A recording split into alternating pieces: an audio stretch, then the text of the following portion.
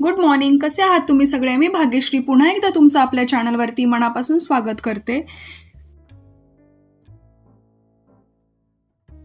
गावाकडे गेल्यानंतर जो काही आराम केलेला असतो तो आपल्या घरी आल्यानंतर 1-2 दिवसामध्ये सगळा निघून जातो. गावाकडचे लोक जेवढे सुखी आणि समाधानी राहतात, आपण शहरातले लोकही तेवढेच सुखी आणि समाधानी आयुष्य जगत आहोत का? आज आपण एका अशा विषयावर बोलणार आहोत जो प्रत्येकाच्या आयुष्यात कधी ना कधी येतोच. तो म्हणजे दुसऱ्यांशी तुलना करणं. ईर्ष्या, जेलसी, मनातली अस्वस्थता आणि मग हळूहळू कमी होत जाणारं स्वतःचं समाधान. आजकाल सोशल मीडियावर प्रत्येक जण आनंदी दिसतो. कोणाचा नवीन फोन, कोणाची नवीन गाडी, कोणाचं सुंदर घर, कोणाची परदेशवारी. आणि हे सगळं पाहताना नकळत आपल्या मनात एक विचार येतो, माझ्याकडे काय आहे? मी एवढा मागे का? त्याचं आयुष्य इतकं छान आणि माझं इतकं साधं का? आणि इथून खरं सुरू होतं कंपॅरिझन, तुलना, मनाची घुसमट. पण खरंच दुसऱ्यांशी तुलना करून आपण आनंदी होतो का बरं? कधीच नाही. कारण तुलना ही आनंदाची चोरी करते. आपल्याकडे कितीही चांगल्या गोष्टी असल्या तरी दुसऱ्यांकडे काहीतरी जास्त दिसलं की आपलं सुख कमी वाटायला लागतं. मैत्रिणींनो, प्रत्येकाचं आयुष्य वेगळं असतं. प्रत्येकाची वेळ वेगळी असते. कोणीतरी आज पुढे जातो, कोणीतरी उद्या पुढे जाईल. पण आपण काय करतो? आपल्या पहिल्या चॅप्टरची तुलना आपण दुसऱ्याच्या 10व्या चॅप्टर सोबत करतो. एक गोष्ट नेहमी लक्षात ठेवा, झाडाला फळ यायला वेळ लागतो आणि प्रत्येक झाडाची वाढण्याची गती ही वेगळी असते. कोणी लवकर यशस्वी होतं तर कोणी उशिरा. पण उशिरा मिळालेलं यशही सुंदरच असतं.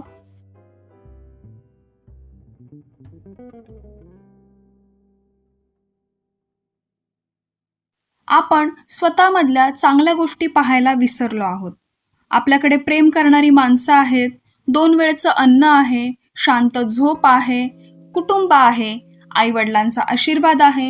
हे सगळं किती मोठं सुख आहे, तुम्हाला वाटतंय का? पण आपण त्या गोष्टींकडे बघत नाही, कारण आपलं लक्ष कायम दुसऱ्यांकडे असतं. ईर्ष्या आणि जेलसी मनाला आतून कमजोर करतात. दुसऱ्याचं चांगलं झालं की आपल्याला वाईट वाटायला लागतं. पण विचार करा, दुसऱ्याचं चांगलं झाल्याने आपलं काही कमी होतं का? नाही ना. उलट जर आपण दुसऱ्याच्या आनंदात आनंद मानायला शिकलो तर आपल्या मनातली निगेटिव्हिटी कमी होईल.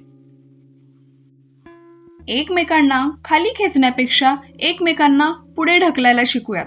कोणीतरी चांगलं काम करत असेल तर त्याचं कौतुक करूयात. कोणीतरी नवीन सुरुवात करत असेल तर त्याला प्रोत्साहन देऊयात. कारण प्रोत्साहन हे खूप मोठं बळ देतं. कधी कधी एखाद्याला फक्त एवढंच ऐकायचं असतं, तू छान करत आहेस, पुढे जा. आणि त्या एका वाक्यामुळे एखाद्याचं आयुष्य बदलू शकतं. मैत्रिणींनो, आयुष्य ही स्पर्धा नाही, ही एक यात्रा आहे. इथे प्रत्येकाची वाट वेगळी आहे. कोणी धावतंय, कोणी हळूहळू चालतंय, पण शेवटी महत्वाचं काय? मनाचं समाधान.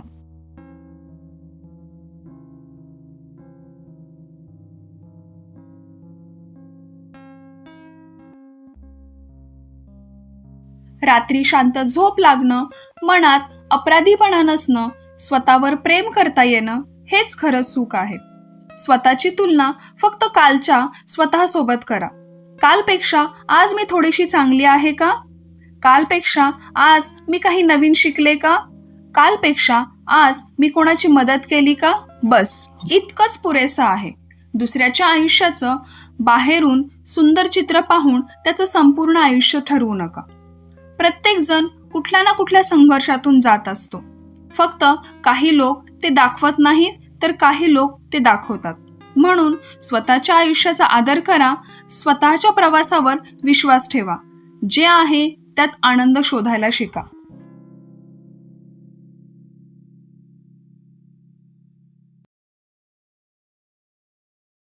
छोट्या छोट्या गोष्टींमध्ये सुख शोधा.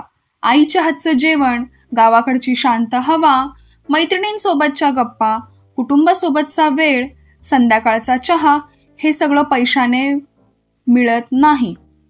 खरं सुख मोठ्या गोष्टींमध्ये नसतं, ते छोट्या छोट्या क्षणांमध्ये लपलेलं असतं. दुसऱ्यांसारखं बनण्याचा प्रयत्न करण्यापेक्षा स्वतःची सुंदर ओळख तयार करूयात. कारण देवाने प्रत्येकाला वेगळं बनवलं आहे. तुमच्यातही काहीतरी खास आहे. स्वतःवर विश्वास ठेवा, दुसऱ्यांना प्रोत्साहन द्या, मनात प्रेम ठेवा आणि समाधानाने आयुष्य जगा. कारण ज्याच्याकडे समाधान आहे तोच खरा श्रीमंत.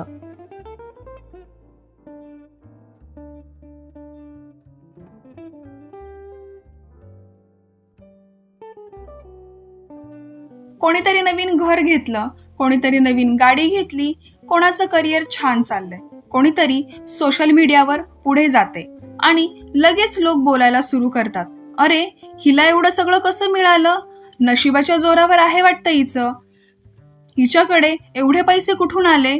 पण एक प्रश्न स्वतःला कधी विचारतो का आपण, त्या व्यक्तीने त्यासाठी किती मेहनत घेतली असेल, किती रात्र जागून काम केलं असेल, किती वेळा अपयश पचवलं असेल, किती लोकांचे टोमणे ऐकले असतील, किती वेळा स्वतःच्या इच्छा बाजूला ठेवून फक्त स्वप्नांसाठी धडपड केली असेल. आपल्याला फक्त त्याचं आजचं यश दिसतं, पण त्या मागचं वर्षानुवर्षाचं स्ट्रगल हे मात्र आपल्याला दिसत नाही. दुसऱ्याची जर्नी आणि आपली जर्नी खूप वेगळी आहे. प्रत्येकाचा संघर्ष वेगळा असतो. कोणी आर्थिक अडचणीमधून वर येत असतो, कोणी घरच्या जबाबदाऱ्यांमधून, कोणी मानसिक त्रासात, तर कोणी लोकांच्या सततच्या टीकेमधून. पण आपण काय करतो, त्यांच्या कष्टांचा आदर करण्याऐवजी त्यांच्याबद्दल गॉसिप्स करतो, पाठीमागे बोलतो, वाईट बोलतो आणि मनात ईर्ष्या ठेवून जगतो. पण खरंच हे सगळं करून आपल्याला काय मिळतं? काहीच नाही.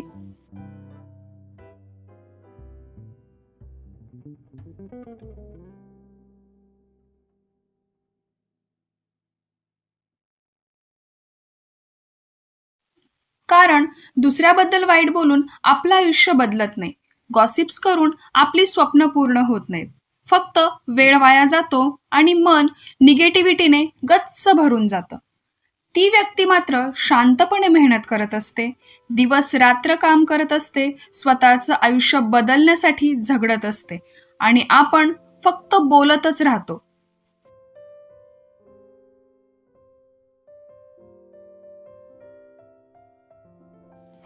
मैत्रिणींनो, यश कोणालाही फुकट मिळत नाही.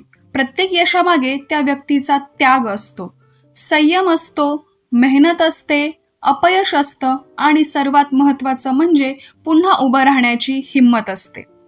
तुम्हालाही आयुष्यात काहीतरी मोठं करायचं असेल तर दुसऱ्यांकडे पाहून जळण्यापेक्षा स्वतःवर काम करायला सुरुवात करा. दुसऱ्यांचं यश पाहून ईर्ष्या करण्यापेक्षा प्रेरणा घ्या.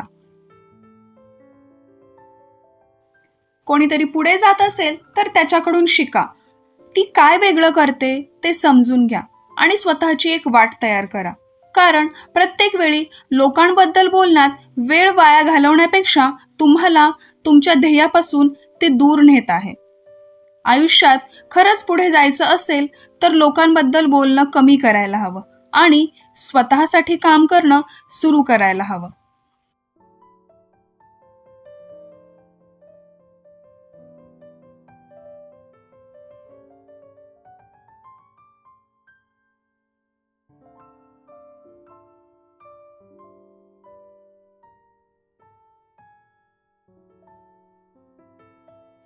आपण सगळ्यांनी एक गोष्ट मात्र लक्षात ठेवायला हवी. लोक आपल्यावर हसतील, टोमणे मारतील आणि पाठीमागे देखील बोलतील. पण एक दिवस जेव्हा आपण सगळे यशस्वी होऊ ना, तेच लोक म्हणतील, हिने खूप मेहनत केली आहे.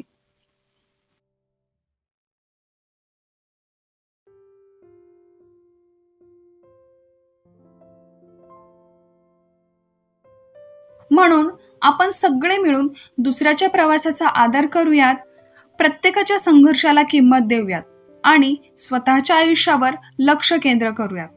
कारण ईर्ष्या आपल्याला कधीच पुढे घेऊन जाणार नाही, पण मेहनत आणि शांतपणे केलेली धडपड हे आपलं आयुष्य बदलून टाकते.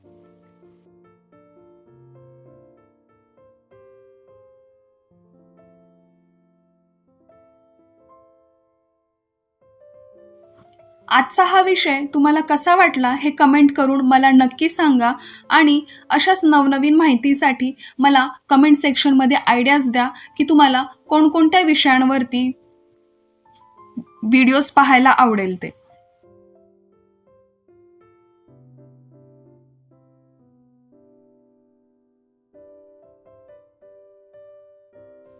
आपण शरीराने जरी आपल्या घरामध्ये आलो असलो तरी मन मात्र गावाकडच्या रानावनात नातेवाईकांमध्येच फिरत असतं.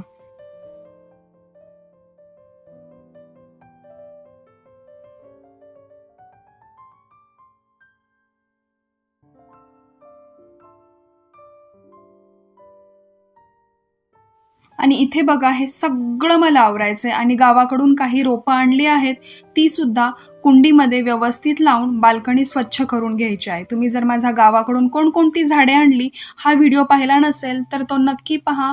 भेटूयात पुन्हा एकदा एका नवीन व्हिडिओमध्ये. तोपर्यंत स्वस्थ रहा, मस्त रहा, स्वतःची काळजी घ्या. Bye bye.